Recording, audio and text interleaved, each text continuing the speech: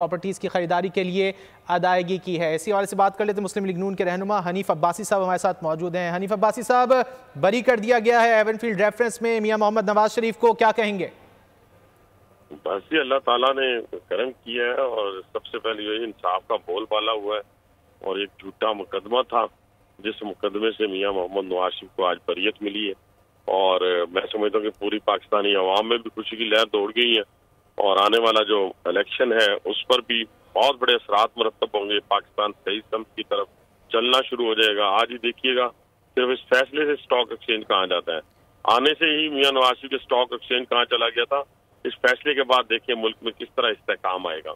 اور یہ انشاءاللہ تعالی چوتھی مرتبہ وزیر اعظم بننے جا رہے ہیں، اور اس کے لیے اللہ تعالیٰ نے خاص کرم فرمایا ہے، راہ ہموار کی ہے، اور اس کے فضل سے انشاءاللہ یہ پاکستان کی تقدیر بدلنے والی۔ اچھا حنیف عباسی صاحب، العزیزیہ ریفرنس کے جو ہے اس کا فیصلہ نہیں آیا ہے، آپ اس کے حوالے سے کتنے پر امید ہیں؟ کیا اس میں بھی ریلیف ملنے کو ہے میاں نواز شریف صاحب کو؟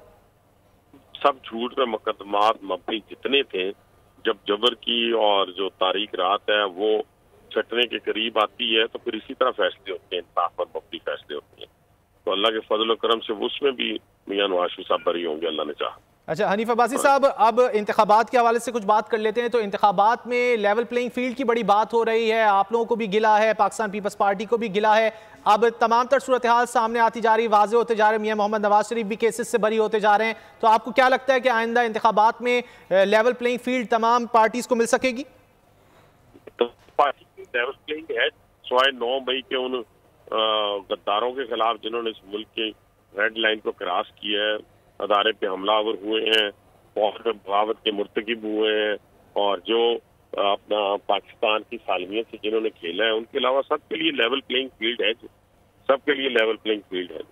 اچھا حنیف عباسی صاحب، پاکستان پیپلز پارٹی خاصی دور دور نظر آ رہی ہے، اور آپ لوگ ایک دوسرے کو اب تنقید بھی کر رہے ہیں، گو کہ پی ڈی ایم میں آپ لوگوں نے ساتھ وقت بھی گزارا، بعد میں پیپلز پارٹی علیحدہ بھی ہو گئی اس سے۔ آئندہ آنے والے دنوں میں اب آپ کیا سمجھتے ہیں، انتخابات کے بعد کیا پاکستان پیپلز پارٹی اور مسلم لیگ نون مخلوط حکومت بنا سکتے ہیں؟ کیونکہ آج اسپیکر قومی اسمبلی کی جانب سے انٹرویو میں کہا گیا تھا کہ مخلوط حکومت بنائی جا سکتی ہے۔ پہلی بات تو یہ ہے کہ میاں نواز شریف صاحب انشاءاللہ تعالیٰ بھاری اکثریت سے کامیاب ہونے جا رہے ہیں، بھاری اکثریت،